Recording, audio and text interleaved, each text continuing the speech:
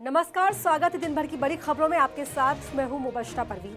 खबरों में आज बात होगी बाबा सिद्दीकी की हत्या पर महाराष्ट्र में राजनीतिक भूचाल की, राज्य में उठते सुरक्षा व्यवस्था को लेकर सवाल की, देखेंगे सलमान खान से दोस्ती किसको पड़ेगी भारी, और बुलेटिन के आखिर में बात करेंगे पुलिस वाले का बेटा कैसे बन गया गैंगस्टर लॉरेंस बिश्नोई। इन सब पर चर्चा करेंगे, लेकिन उससे पहले एक नजर अब तक की हेडलाइंस पर। जम्मू कश्मीर में 6 साल बाद हटा राष्ट्रपति शासन, नई सरकार के गठन का रास्ता साफ। 2018 से था केंद्र का शासन।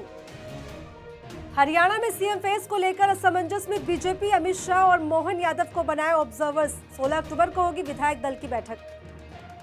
बाबा सिद्दीकी हत्या पर यूबीटी सांसद संजय राउत का शिंदे सरकार पर हमला, बोले अगर हिम्मत है तो हत्या करने वालों का करिए एनकाउंटर।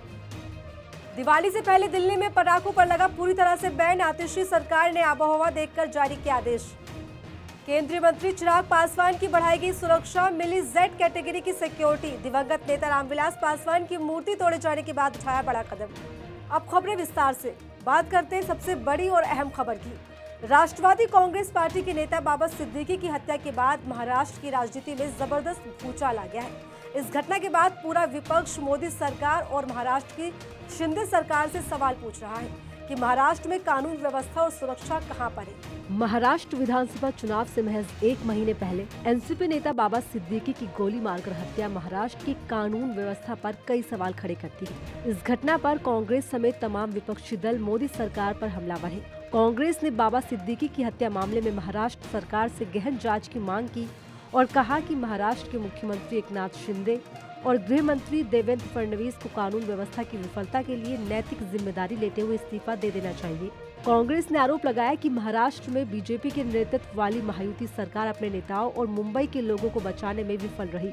बाबा सिद्दीकी की हत्या पर लोकसभा में नेता प्रतिपक्ष राहुल गांधी ने कहा, बाबा सिद्दीकी जी की हत्या चौंकाने वाली और दुखद है।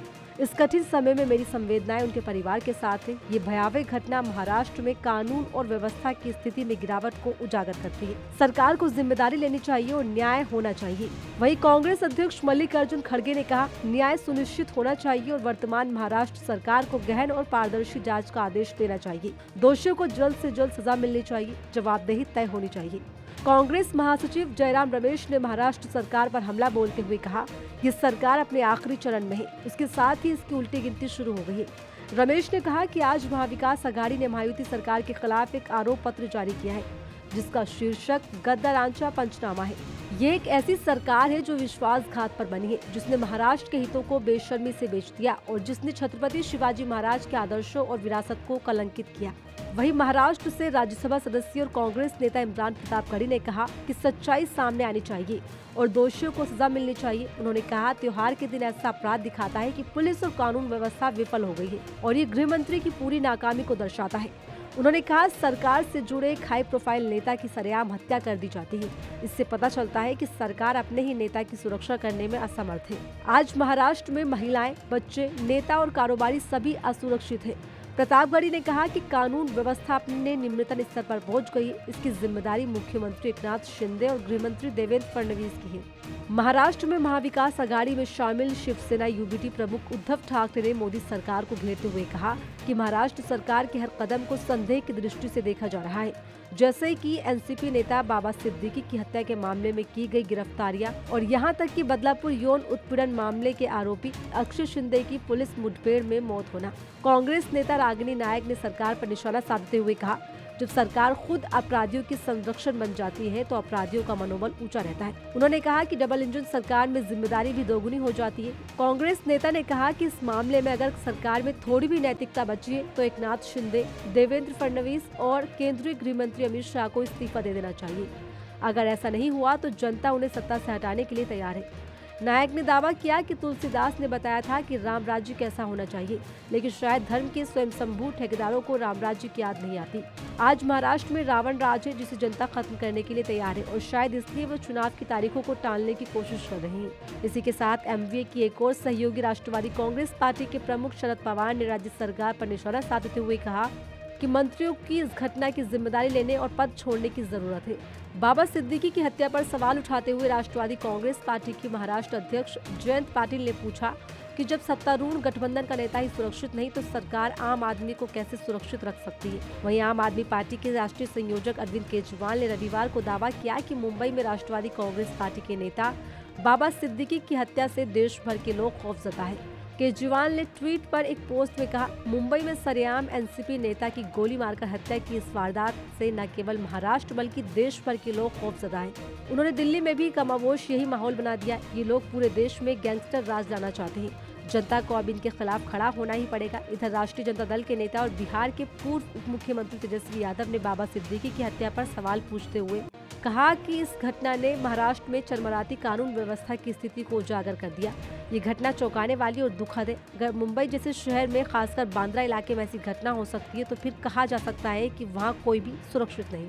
47 साल के राजनीतिक करियर में बाबा सिद्दीकी ने रिश्ते और नाम खूब कमाए थे, लेकिन मुंबई में एक बड़े नेता की सरेआम हत्या होना और उसके पीछे लॉरेंस बिश्नोई गैंग का नाम आना अपने आप में कई सारे सवालों को खड़ा करता है।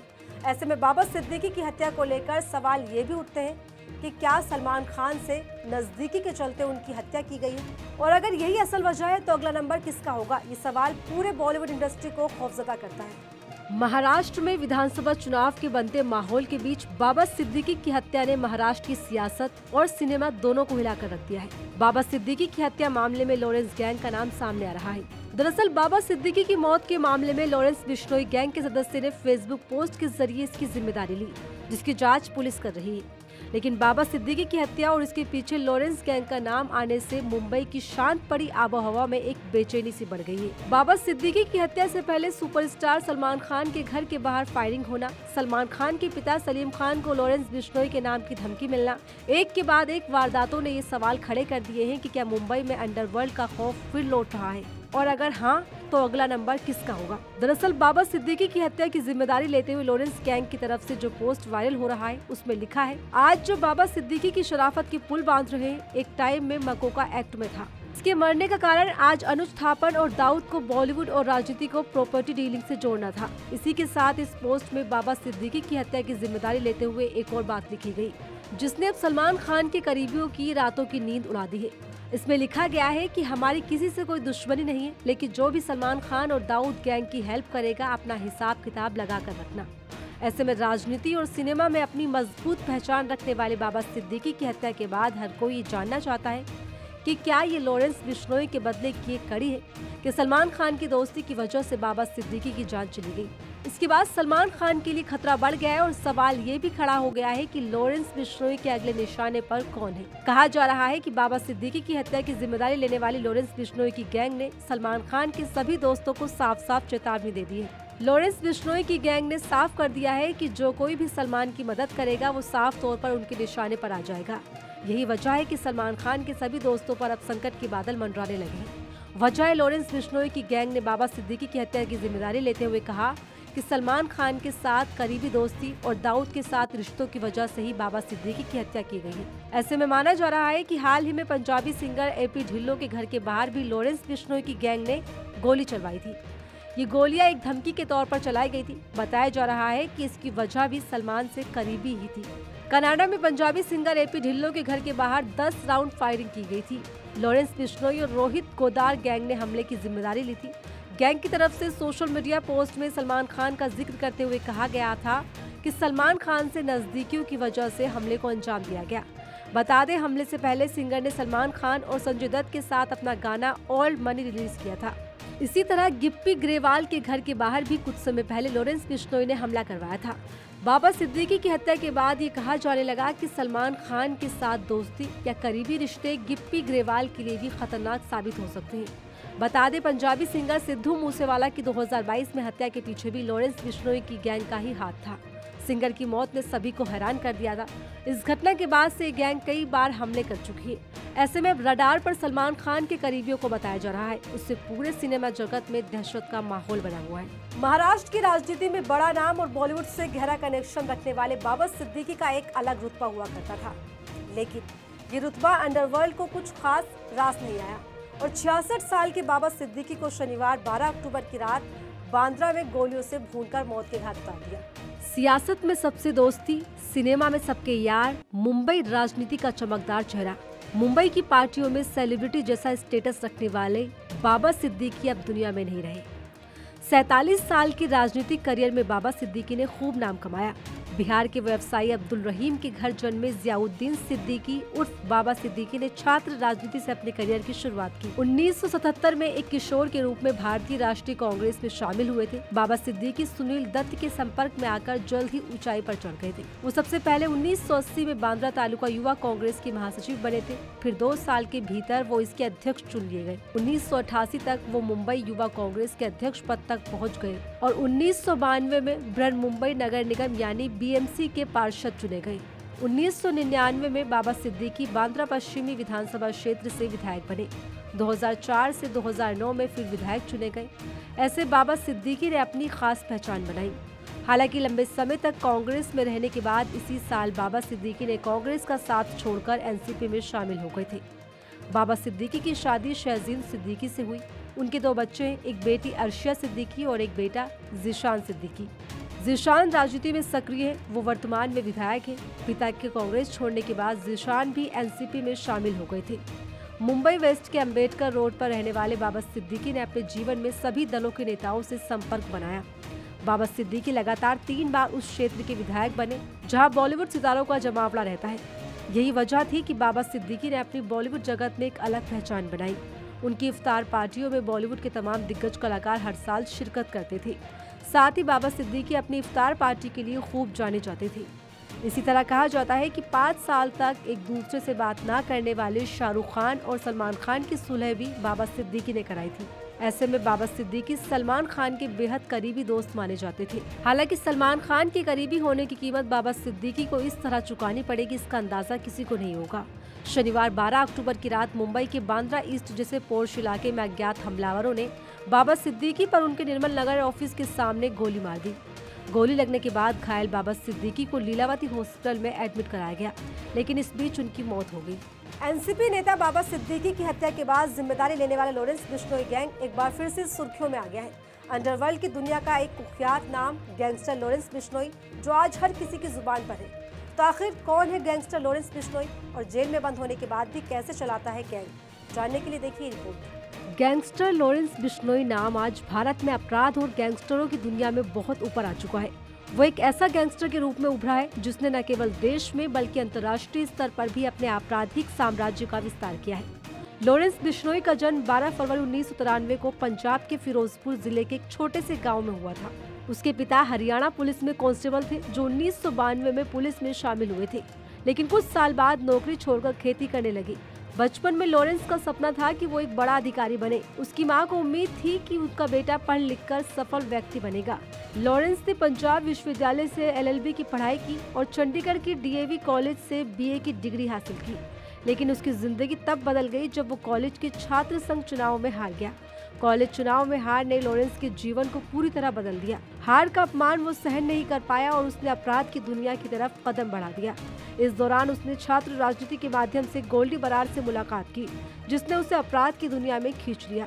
लॉरेंस के लिए ये एक महत्वपूर्ण मोड़ था। उसने अपना पहला अपराध 2011 में चंडीगढ़ में किया, जब एक लड़ाई के दौरान उसने गोली चला दी। इसके बाद उसके खिलाफ पहली FIR दर्ज हुई और यहीं से लॉरेंस बन गया गैंगस्टर लॉरेंस बिश्नोई। इस तरह लॉरेंस बिश्नोई ने धीरे धीरे अपना गैंग खड़ा करना शुरू कर दिया। कहा जाता है कि उसका सबसे करीबी सहयोगी संपत नेहरा था, जो एक पुलिस इंस्पेक्टर का बेटा था और एक बेहतरीन एथलीट भी था। लॉरेंस की खासियत ये थी कि वो खुद कभी हिटमैन नहीं बना, बल्कि उसने अपने गिरोह के लिए शार्प शूटरों को शामिल किया। बता दें, बिश्नोई का गैंग उत्तर भारत के विभिन्न राज्यों में सक्रिय है, जिसमें पंजाब, हरियाणा, राजस्थान, दिल्ली और हिमाचल प्रदेश शामिल है। कहा जाता है कि लॉरेंस बिश्नोई गैंग में लगभग 700 से ज्यादा शार्प शूटर्स शामिल हैं, जो उसकी हर योजना को सफल बनाने के लिए काम करते हैं। हालांकि लॉरेंस बिश्नोई का नाम उस समय चर्चा में आया जब उसने 2018 में बॉलीवुड के मशहूर अभिनेता सलमान खान को जान से मारने की धमकी दी। उसने अपने साथी संपत नेहरा को मुंबई भेजा ताकि वो सलमान खान को मार सके। हालांकि नेहरा को पुलिस ने पहले ही गिरफ्तार कर लिया, जिससे ये योजना नाकाम हो गई। लॉरेंस बिश्नोई की सलमान खान से दुश्मनी की वजह 1998 में काले हिरन की शिकार की है, जिसमें सलमान खान पर आरोप है कि उन्होंने हिरन का शिकार किया। बता दें, बिश्नोई समुदाय हिरन को पवित्र मानता है और इसी के चलते बिश्नोई ने सलमान को जान से मारने की धमकी दी थी और यहीं से लॉरेंस बिश्नोई का नाम और गैंग चर्चा में आया। तब से लेकर अब तक कई हमले इस गैंग की तरफ से किए जा चुके। इसके अलावा लॉरेंस का नाम पंजाबी गायक सिद्धू मूसेवाला की हत्या में भी सामने आया था। 2022 में मूसेवाला की हत्या की जिम्मेदारी लॉरेंस बिश्नोई के गिरोह ने ली थी। यह हत्या अंतर्राष्ट्रीय स्तर पर भी सुर्खियों में रही थी। इसके बाद से ही लॉरेंस और उसके गिरोह पर कानून का शिकंजा कसता चला गया। हालांकि लॉरेंस बिश्नोई का एक और अहम पहलू उसकी सोशल मीडिया पर सक्रियता है। जेल में रहते हुए भी उसने सोशल मीडिया का इस्तेमाल अपने डर और आतंक को फैलाने के लिए किया। फेसबुक और यूट्यूब जैसे प्लेटफॉर्म्स पर उसकी बढ़ती लोकप्रियता ने उसकी आपराधिक छवि को और ज्यादा मजबूत कर दिया। लॉरेंस बिश्नोई का गिरोह सिर्फ भारत तक सीमित नहीं है, बल्कि इसके तार विदेशों तक फैले हुए हैं। कहा जाता है कि उसके करीबी सहयोगी गोल्डी बराड़ और रोहित गोदारा जैसे अपराधी विदेश में बैठकर भारत में अपराधों को अंजाम देते हैं। यही वजह है कि बाबा सिद्दीकी की हत्या के पीछे सलमान खान से उनकी नजदीकियों को बताया जा रहा है। बता दें, बाबा सिद्दीकी और सलमान खान के अच्छे रिश्ते किससे छिपे नहीं है। ऐसे में ये भी माना जा सकता है कि लॉरेंस बिश्नोई ने बाबा सिद्दीकी को सलमान खान से नजदीकी की वजह से टारगेट किया हो। हालांकि मामले की जांच की जा रही, साथ ही हालातों को देखते हुए सलमान खान की सुरक्षा को और ज्यादा बढ़ा दिया गया है। फिलहाल इस बुलेटिन में इतना ही। ऐसी तमाम खबरों के लिए बने रहिए मेरे साथ। नमस्कार।